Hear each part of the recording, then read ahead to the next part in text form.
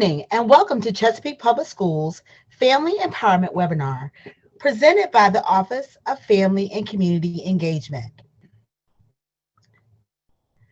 I am Lisa Carey, one of the FACE specialists.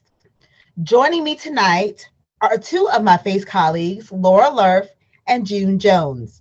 I would also like to recognize Andrea Vail, the administrator for Chesapeake Public Schools Education Foundation, which is under the umbrella of Business and Community Partnerships.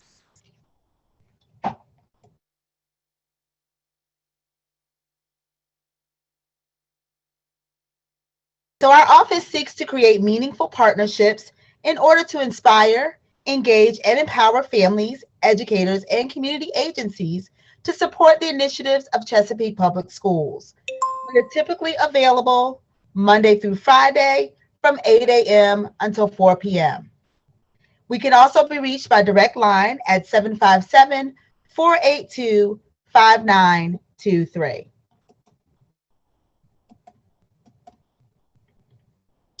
We have several upcoming webinars. Our first will be September 27th, and it is actually an in-person event. It's a chat and chew for grandparents and kinship families. Reservations are required. Information went out on Peachjar. Also on September 27th at 6:30 p.m., we will be hosting a Zoom webinar entitled Moving Up to Middle School. This will help parents and students learn more about navigating through the first years of middle school. On September 29th, we will host Project De-Stress, which is geared towards helping our exceptional learners and their families learn strategies for de-escalation. Finally, on October 6th, we will have our first book club informational night via Zoom. Also, information has gone out in Peachjar. At this time, I'd like to turn the program over to Mrs. Andrea Barnett, Supervisor of Gifted Education. Please place all your questions in the Q&A at the bottom of the screen. We will answer all the questions at the end of the webinar. Please note that this webinar is being recorded for future use on our YouTube channel. Welcome, Andrea. Good evening, everyone, and thank you all for being here. I am Andrea Barnett. I'm the Supervisor of Gifted Education for Chesapeake Public Schools. Also joining us tonight are the Director of Exceptional Learning, Dr. Craig Pinello, and I'll allow him to give you greetings, and then I'll introduce the rest of our team. Thank you, Ms. Barnett. Good evening, everyone. I am so happy that you were able to join us this evening. I see a couple of questions already in the chat that some of you have been in here looking for us around 6 o'clock. There seems to have been some confusion, but we're here now, 6:30, and we're ready to go. So hopefully that has not inconvenienced you too much. But we do want to make sure that we spend time with you this evening to welcome you to the Gifted program, welcome your students to the Gifted program, and be able to share information with you so that this is an opportunity for you that is a smooth transition. So again, please, any other additional questions you have, put them in the Q&A. Our team is here and we'll work on responding to those. And we are just really excited to have you on board with us for this special program. Thank you very much. Thank you, Ms. Barnett. Thank you, Dr. Pinello. And again, I also noticed in the chat that several of you have been waiting for us for a few minutes. So we do apologize. There seems to have been a drop sync someplace, but we are glad that you're here now. And we certainly hope that this will be time well spent. I'll start by introducing the team that supports our Gifted program. I'll actually start with someone who is not here today, Mrs. Molly Gettle, who is one of our Gifted specialists. She cannot be here tonight because she is at home with her brand new little baby, but I also want to welcome the rest of our Gifted specialist team. We have Dr. Karen Palmer,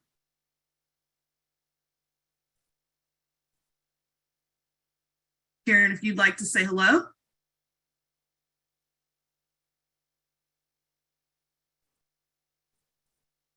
I'll move on to Ms. Chris Brewer. Hi, everyone. I'm Chris Brewer. I'm a secondary gifted education specialist. I support Deep Creek High School, Grassfield High School, Great Bridge High School, Indian River High School, Oscar Smith High School, Western Branch High School, the Chesapeake Center for Student Success, the Chesapeake Career Center, Chesapeake Virtual Academy, grades 6 through 8, B.M. Williams Primary, Butts Road Primary, Chittum Elementary, grades K through 2, Greenbrier Primary, Rena B. Wright Primary, and Western Branch Primary. Thank you for joining us this evening. And Dr. Robin Perrier. Good evening, everyone. Excited to be here with you all this evening. I serve Georgetown Primary, Cedar Road Elementary, Butts Road Intermediate, Greenbrier Intermediate, Western Branch Intermediate, Treacle Elementary School, and Deep Creek Elementary School. Mrs. Selena Howard. Good evening, everyone. I have Hickory Elementary School, Southwestern Elementary, Southeastern Elementary, Crestwood Intermediate, Truett Intermediate School, Norfolk Highlands Primary, George Washington Carver Intermediate, and Sparrow Road Intermediate. And I am an elementary gifted specialist as well. Mrs. Melanie Manning. Hi, everyone. I am Melanie Manning. I am a secondary gifted education specialist, and I serve Oscar Smith Middle School, Hickory Middle School, Jolliffe Middle School, Indian River Middle School, Crestwood Middle School, the Chesapeake Center for Student Success, B.M. Williams Primary School, Butts Road Primary School, Chittum Elementary School, grades K through 2, Greenbrier Primary School, Portlock Primary School, and Western Branch Primary School. And it's great to see such a great turnout. Thank you for coming tonight. Mrs. Meredith Correa. Good evening, everyone. I serve the following middle schools: Deep Creek, Great Bridge, Greenbrier, Hugo Owens, and Western Branch, as well as the Chesapeake Center for Student Success, B.M. Williams Primary, Butts Road Primary, Chittum Elementary, grades K through 2, Greenbrier Primary, Portlock Primary, Rena B. Wright Primary, and Western Branch Primary. And we're gonna see if we can hear Dr. Palmer this time. We'll give her one more shot. Okay, I know you can hear me now. So good evening. I was like talking, moving my hands, sorry. Okay, so it really made it easy for me because I can now say that I service all the rest of the elementary schools that weren't mentioned, but they are Chittum, Deep Creek Central Elementary, Grassfield Elementary, Great Bridge Intermediate, Great Bridge Primary, Treacle, Thurgood Marshall, and Virginia Virtual for 3 through 5. And I'm excited to be a part of the program this year. Thank you, ladies. I want to share with all of you who are here to participate that you certainly are not expected to remember all those schools. And if you weren't able to catch your child's school amongst all those specialists, there is a link in this presentation that will share a link to which specialists support which schools. But we're gonna talk about tonight exactly what the specialists do, and then what the teachers in your school do. That's really the main thing that happens for your child. So we have 3 intended learning outcomes for this afternoon, for this evening. 3 things that we want to make sure that you feel confident that you understand by the close of this evening. We want you to understand how your child's instruction is delivered. We want to expose you a little bit to what your child will be learning and how your child will be learning. And then we also want to give you some tools to provide some additional support to your child's learning throughout this process this year and in the years going ahead. I want to also just kind of orient you to who was invited to this meeting tonight. We invited families from any families whose student was identified during the last school year, which would include the summer. So the majority of you who are here are parents of 3rd grade students who are entering our program for the first time through our universal screening. But we also have some families here who are joining us because their student was referred in a grade beyond grade 3. And we also have families who are joining us this evening because their child was identified in a different school division and is joining our program this year. So we wanted to be sure to welcome all of our new families and to make sure that everyone had some sense of how gifted programming happens here in Chesapeake Public Schools. So the first thing that I want to talk about as it relates to that is our service delivery model. We use what is called a gifted cluster grouping, which means that in our classes in grades 3 through 8, our students are grouped in gifted clusters, which may mean a number of gifted students are serviced in the same class. It doesn't necessarily mean that every student in that class is identified, but there is a cohort of students that are serviced in that class. And the classroom teacher is actually the child's service provider, because that teacher provides gifted instruction to those students all day, every day. Because one of our main philosophies is that your student is not just gifted when they get pull-out services at a particular point during the day, that their general intellectual ability gifts manifest throughout the school day, and we want to give them differentiated opportunities throughout their school day, every day. Those gifted cluster teachers receive support from the specialist team that you just met. And in addition to that, we also have a plethora of resources that are made available to the gifted cluster teachers. Actually, they're available to all the classroom teachers, but we spend a lot of time making sure that our gifted cluster teachers have access to those materials.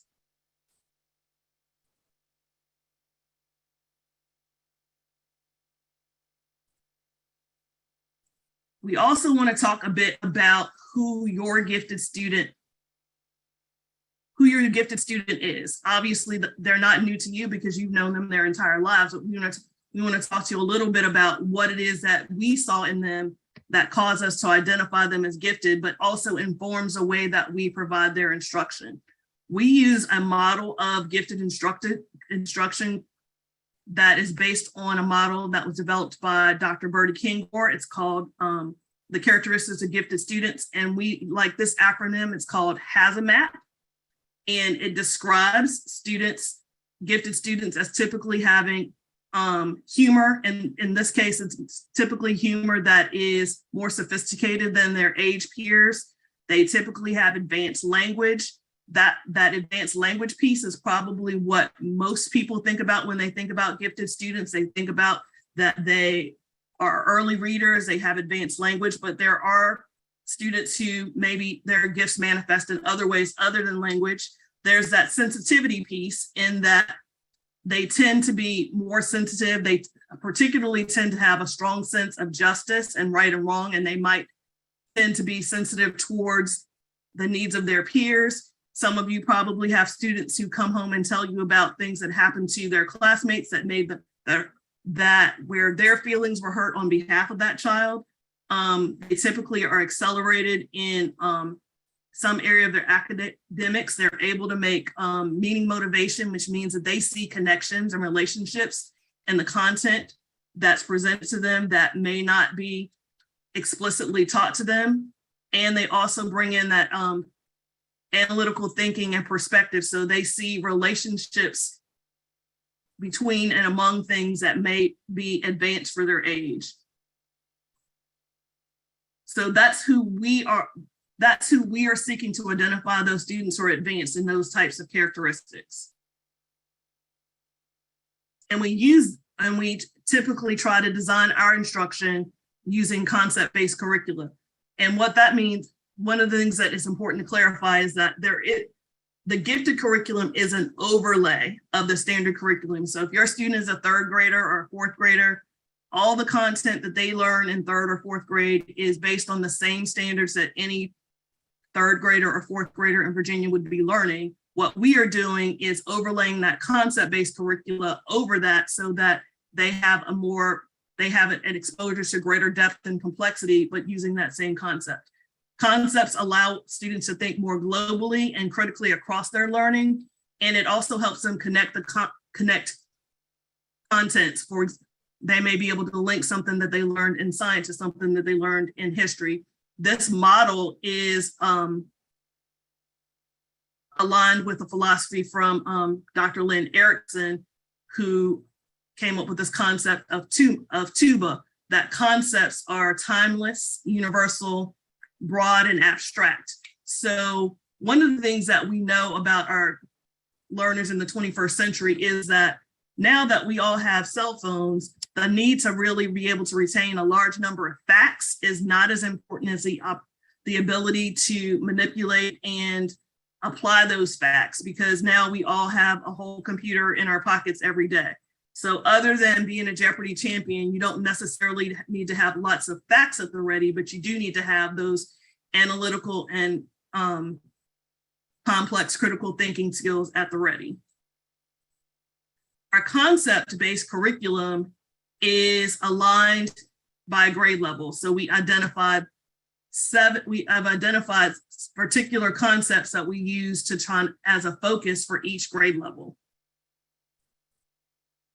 In our third grade curriculum, we focus on exploration and communication. Those are the two big concepts. So you can think about how those concepts connect to what the students may be learning in reading or writing, or what they may be thinking about in terms of science or social studies. In fourth grade and in sixth grade, we talk about change. And in fifth grade, the concept is systems, and in eighth grade, the concept is conflict. I know that some of you probably are wondering how all of this happens in a classroom where there are students who are identified and not identified. So what we know is that this type of curricular instruction is necessary for gifted students, but it's beneficial to all students. So again, because it's standards-based, any of the students who are selected to participate in the cluster class are all going to be receiving instruction that's based on this. It may be individually differentiated for the students based on their ability level, but typically the idea of the concept-based instruction is not separated, but the groups aren't separated. So that instruction would occur in the classroom for all the students.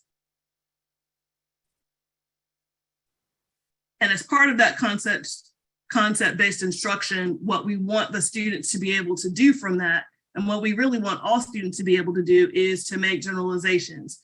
We want the students to be able to make meaning from what has been instructed to them, and also to identify essential questions to be able to move forward and say, what does this tell me? And what do I now need to know now that I've been exposed to that content?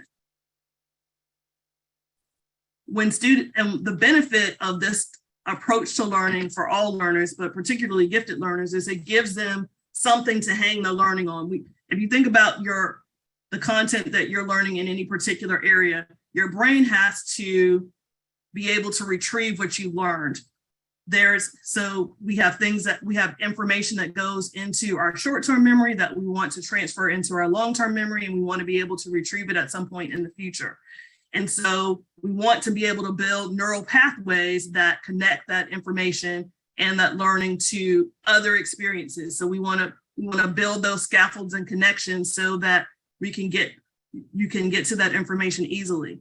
We live here in Hampton Roads, and we know that in some ways, because of the waterways around us, we don't have as many ways to get around as someone in a more land-based area might be able to, because there are only so many ways to get from the south side to the peninsula. We essentially have 3 essential paths. Whereas if you were just trying to go from here in Chesapeake to somewhere in Virginia Beach, you would have multiple pathways. So we want to increase the number of pathways that students have. And we also want to teach them to be able to develop those pathways for themselves. And describing what it looks like in that classroom,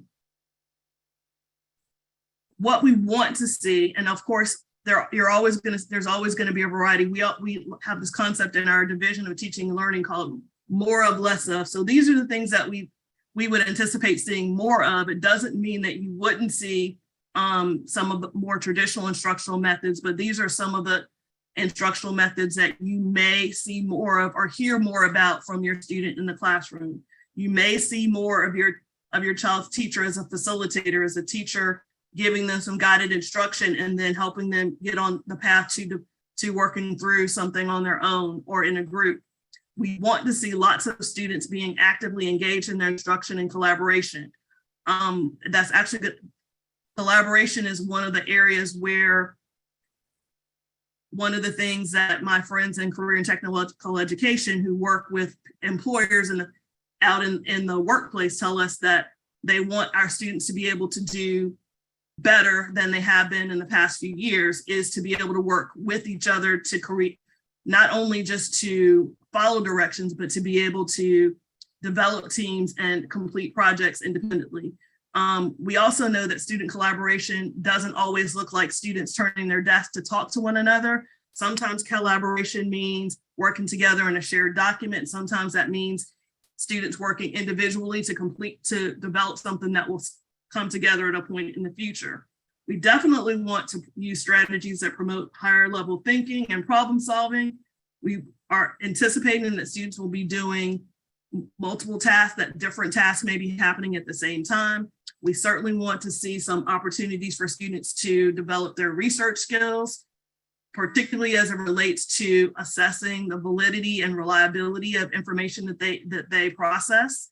And we certainly now, particularly, I want to say post-pandemic, but I want to say on this side of the pandemic, we anticipate that students will be using more and more technology for instructional purposes.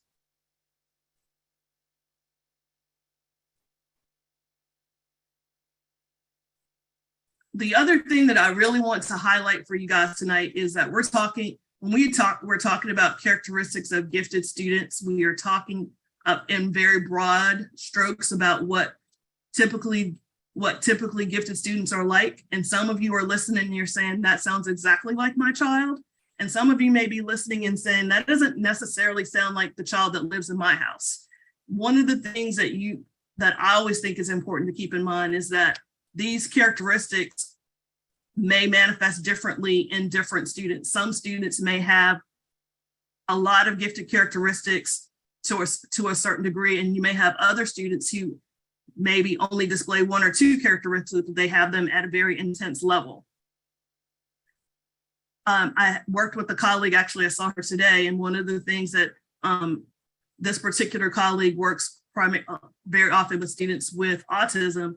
And what she used to say to me is that if you've met one student with autism, you've met one student with autism. And I translate that same skill to gifted students. If you've met one gifted student, you met one gifted student. It doesn't necessarily mean that you know how all gifted students will behave or that they all behave this or respond to instruction the same way, but we do know some broad ideas of what those students what their characteristics are typically like.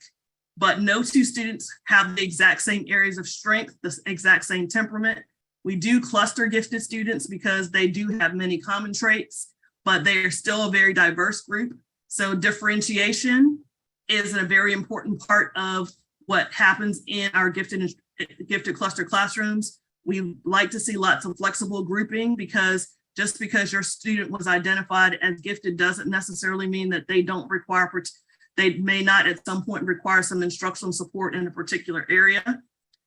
We also, again, want to have students focus on becoming those 21st century learners and focusing on those creative and analytical thinking skills. So we use strategies to promote those types of characteristics.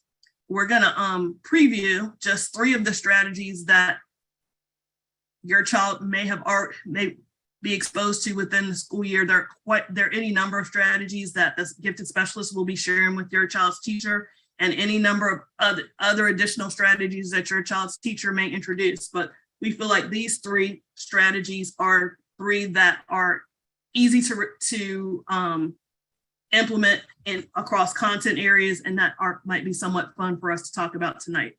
So the first one is a strategy called Scamper. And actually this particular strategy is based on a business model.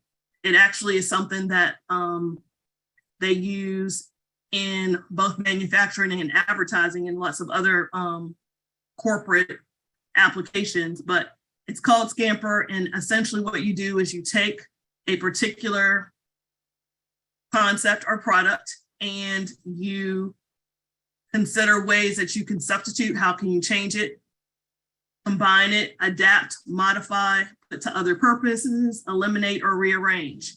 And in our example, we have Oreos, and this is actually an activity that often happens in school.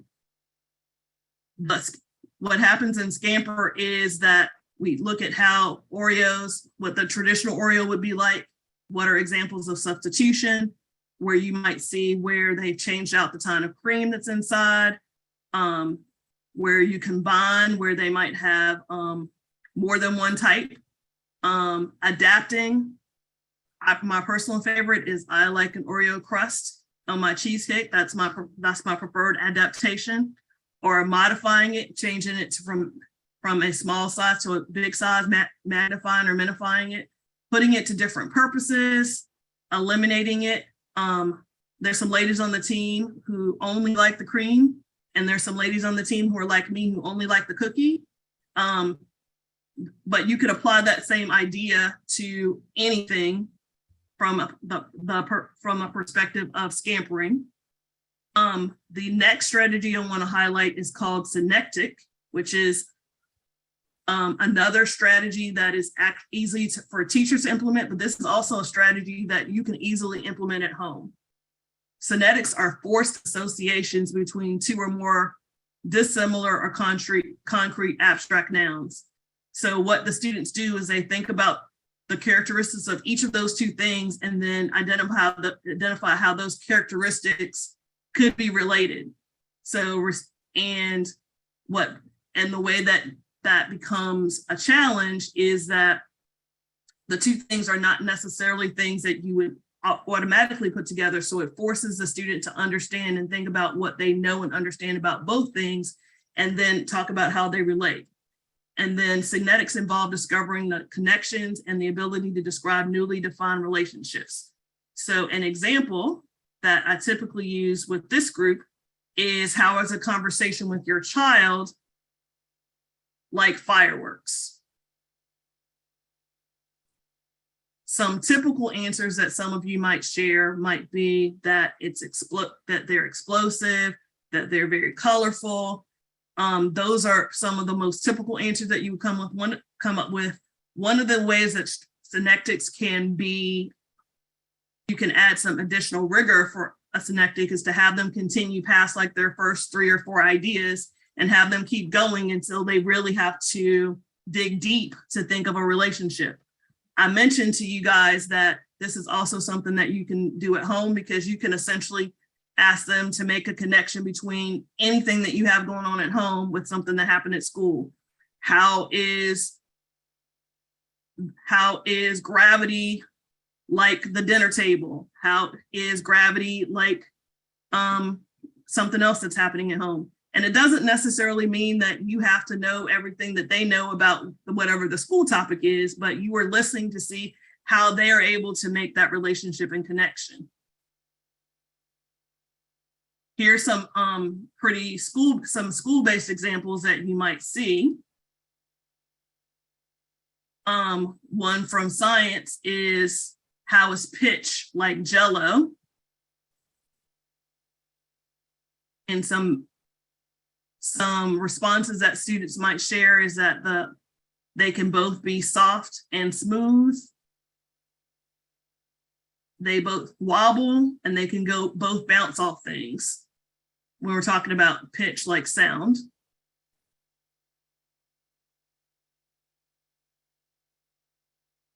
And then you also want to look at how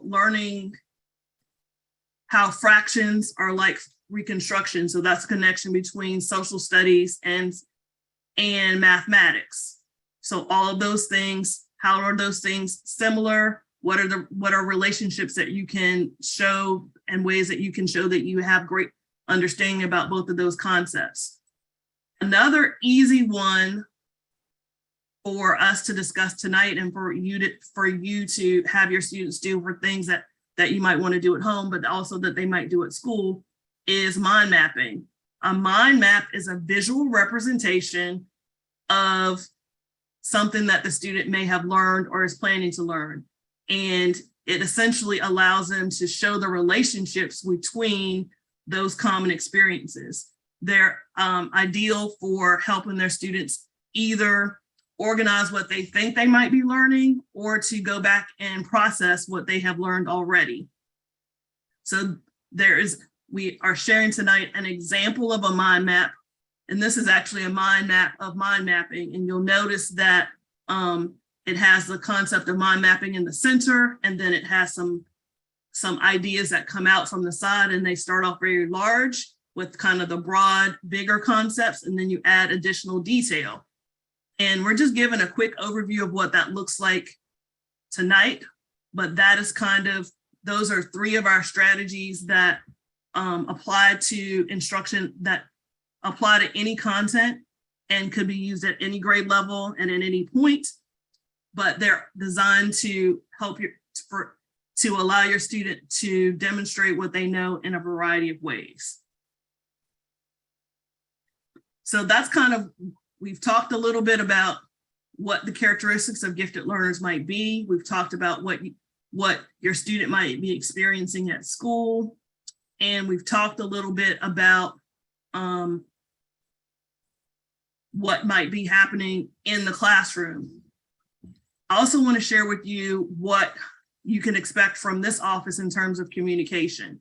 So for our students who are still in elementary school, we'll have progress. There'll be a gifted progress report that comes to you every 9 weeks. We are actually in the process of modifying the format of that report, but it will report along in these 4 domains. It'll discuss the critical thinking skills, creative thinking skills, independent learning skills, and group skills. And within those 4 domains, that report will describe the frequency with which your child displays those particular skills. And for our students who are in middle school, that we do that progress reporting twice a year because the students are assigned to 3 different gifted courses. So they're also going to get their academic grades in those gifted courses as well. So we want to talk about, what we hope that we are seeing is that through the process of being a part of this instructional model, that your student is becoming a student who is able to inquire with greater complexity, is able to analyze information, evaluate information, and is able to apply and make generalizations and concepts. So the gifted progress report is really, it's not a grade. It's not what we don't use that to determine whether your child should continue in the program or not. I can assure you right now that from our perspective, once your student's identified, they remain identified within Chesapeake Public Schools. There may be a time that you determine that you don't feel like it's the best fit for your child, that you may want to change, but from our perspective, your child will continue to be identified throughout this moving forward. We also want to, I don't know how many of you are working with middle school learners, but one of the things that will happen as your child transitions from elementary to middle is that we have differentiated courses in middle school. So we have general courses and we have advanced courses. Right now we have courses that are designated as gifted and honors. That may change by the time that your child gets to middle school, depending on what grade they're in now. And then when they move on to high school, we don't have classes that are specifically designated as gifted courses, but we do have honors courses, but we also have dual enrollment courses. We have AP courses. We also have students have the opportunity to apply to some specialty programs like our IB program, the STEM Academy, or the Sutton's Medicine Academy. We also have high school students who are attending the Governor's School for the Arts, which is a visual and performing arts program. We have a number of students who are duly identified as gifted, both in visual and performing arts and in general intellectual ability. So when we talk about creative thinking skills, we are really talking about the way that students are able to work with fluency, flexibility, originality, and elaboration. So that creative piece means that they're able to transition or see relationships between and among topics. They're able to come up with novel ideas. They're able to elaborate with additional detail than what was shared explicitly by the classroom teacher. And when we talk about independent learning skills, one of the most important skills that, and some of you have students who have that idea of perseverance as kind of their innate skill, but for some gifted students, that perseverance is sometimes a challenge because there are many things that come to them easily, and they may tend to give up easily on things that are more challenging. So we want to help them work towards that, being able to persevere and work through things that are either outside of their comfort zone or more challenging for them than what they may have experienced in the past. We also want them to be able to reflect and think about what they've learned. And also that self-reflection has a social emotional component as well. We want them to be able to self-regulate and be able to manage their own emotions and be able to recognize when they might need to, be able to recognize when they need assistance, or when it may be an appropriate time for them to take a step back and let someone else take the lead. So we want them to both display leadership, but also good opportunities for them to display good partnership and collaboration, which is actually related to what happens in group skills. They're able to both cooperate and collaborate. They're able to function in leadership roles, but also in contributory roles.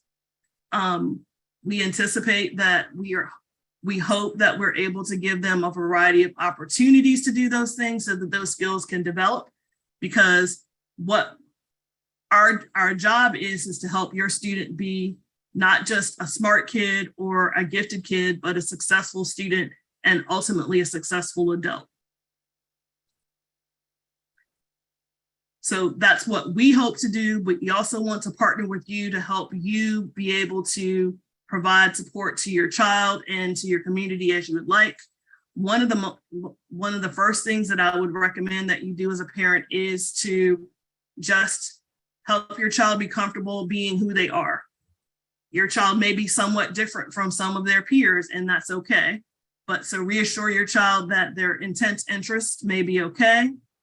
You may want to talk to your child's teacher about, conference your child teachers about how your child may be moving through the curriculum. Allow your child to see how you express your creativity, and offering your student opportunities to explore new ideas and places, books, museums, etc. There are a number of resources that we can share with you. And obviously, again, as I shared, in the world of Google, there are there's a plethora of resources. These are two of the three books that are, I think, guiding documents to how we have designed our curriculum and instructional program, the concept-based curriculum, and Understanding by Design. I've also included on this slide project-based learning, because we have several of our schools this year who are launching a project-based learning initiative, and this is something that is already a part of our curriculum, but we're really trying to improve and enhance the quality of the instruction that we're providing in those areas. I will also share with you a couple of organizations that may be of interest to you. As a parent of a gifted child, both the National Association for Gifted Children, NAGC, and the Virginia Association of Gifted Children, which is our state affiliate of that particular group. And VAGC actually has some events that will be happening within the next few weeks. One of them is a college fair.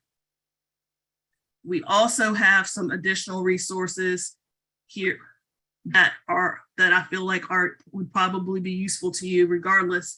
Some of you have probably been hearing about mindset. Does your child have a fixed, or do you have a fixed or growth mindset? And one of the things that, again, we want our students to be able to expand their knowledge and to recognize that they can grow. So that's another resource that may be useful to you.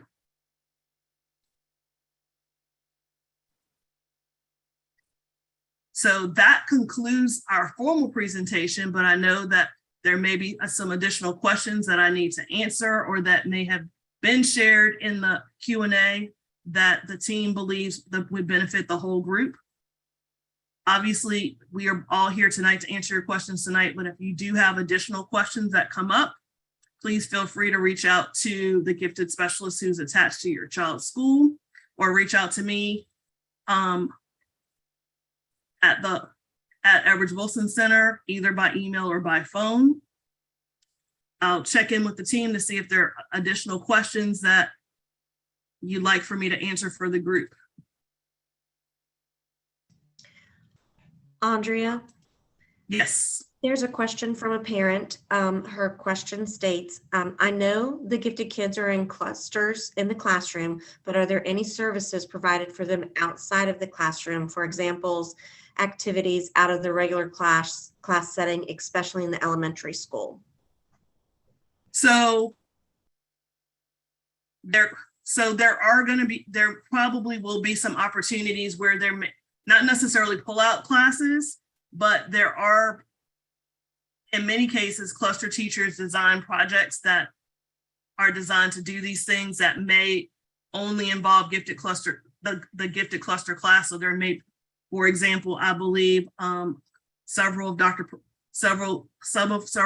our schools do the Mars Rover project, but there isn't a pull-out component to the program. No, ma'am.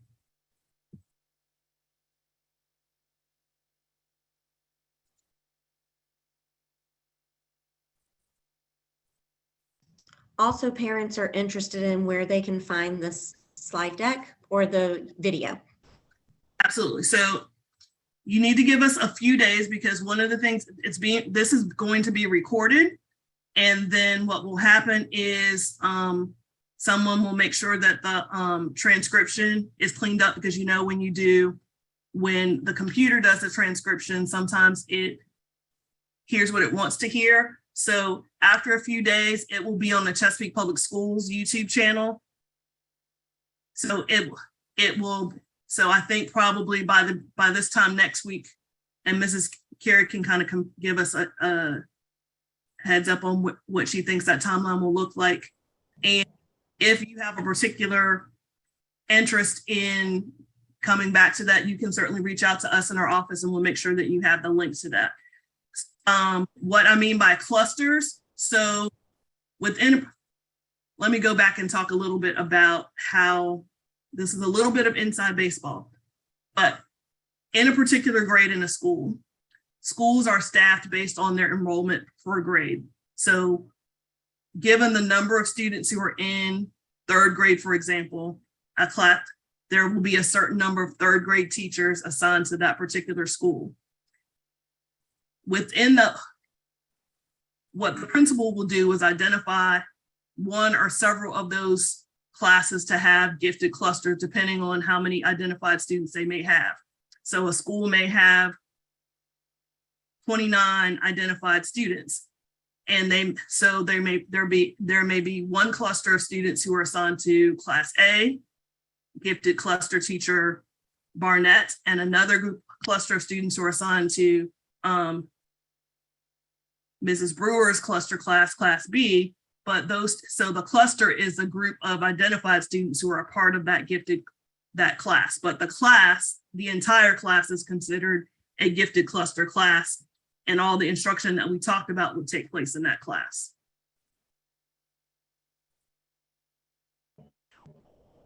Andrea, I think that we have answered all the questions that we have for now. And again, I'd like to thank you and your wonderful gifted specialist team. This was a wonderful webinar. And again, if families have any questions related to gifted education, they can reach you at 757-494-7600.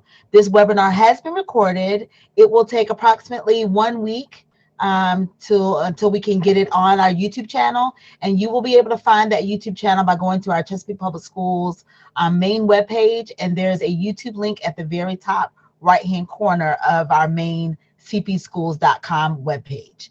Thank you everyone for joining us tonight, and we hope that you have a great night. I do see that there are, we actually have 2 more questions. Do you have time to answer them, Andrea?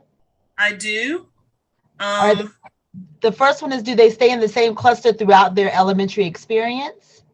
Not necessarily, no. So the groupings of the clusters are determined by the building principal.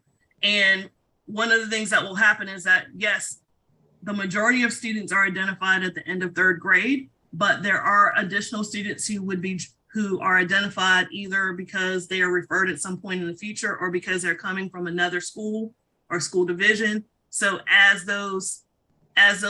so each year that grouping may change. Depending on the number of students in the cluster in your child's particular school, they could be with a completely different group of students the next year, depending on how those clusters were assigned. Okay, and then there was another question about if someone decides that they don't want their child to be part of the gifted program, can they still remain in the program at a later grade level? Yes. So there is a process called suspension of service. And what happens in that case is that you would let us know that you would like for your child not to be assigned to a cluster at this time, but their identification would remain active. And at a point in the future, you would just say, I would like for my child to come back to a gifted cluster. Say you decide that you don't want your child to participate in 4th grade, but you do want him to be in a gifted cluster class going into 5th grade. And I'll also answer kind of a sub question from that. There are a number of reasons why that might be the case. It could just be that it's just not a good fit for your family based on what's going on at the time. It also could just be that you have a particular reason for not wanting your child to be assigned to a cluster class during that school year. Any of those reasons would be a reason that you might want to suspend, but you wouldn't have to requalify to, so to speak, to come back into the class. There is a question about students with disabilities, students that have IEPs and the gifted cluster. So that is, again, the IEP process is a collaborative process that involves the administrators and school staff. So the gifted piece would have to be a consideration of how all of those pieces fit together. That would just be one part. So the gifted needs, along with any other specific needs that the student may have to be considered together.